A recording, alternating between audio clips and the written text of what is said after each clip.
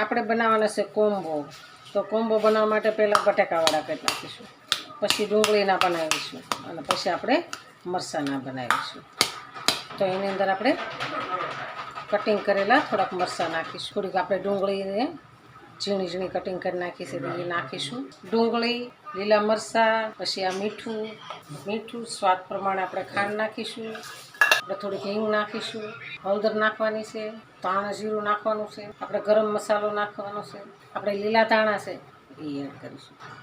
આપણે લીંબુ નાખવાનું છે, 1 લીંબુ નાખી દેવાનું છે મોટું. એકદમ ટેસ્ટી બનાવવાના છે, એનો ફૂલ ટેસ્ટ લાવવાનો છે. જોતાં જ મોઢામાં પાણી આવી જાય એવા આપણે. વરસાદ ચાલુ છે, ગરમ છે એટલે આપણે ચમચાથી મિક્સ કરવાનું છે.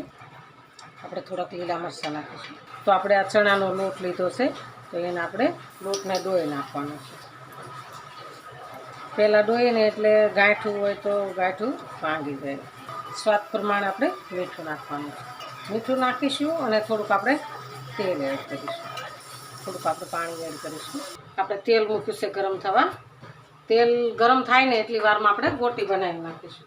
આપણે ગોટી સરસ તૈયાર થઈ ગઈ છે. હવે આપણે આની અંદર એડ કરી દઈશું. આપણે ગરમ તેલ થઈ ગયું છે, આપણે ગોટીને તેલમાં એડ કરીશું.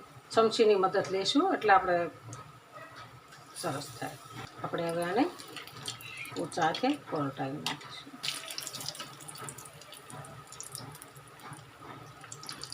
આપણે એક ડીશમાં કાઢી લઈશું.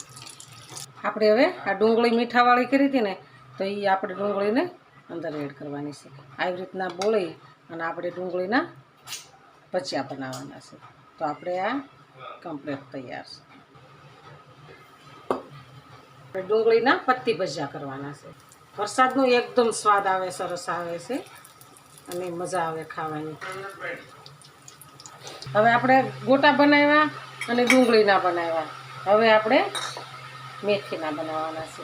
તો આપણે આની અંદર આ લીલા મરચાં કટિંગ કરેલા નાખીશું, થોડીક ડુંગળી કટિંગ કરેલી નાખીશું, આપણે લીલા ધાણા છે એ નાખી દઈશું, આપણે આ કસ્તુરી મેથી નાખીશું, સોડા નાખવાના છે.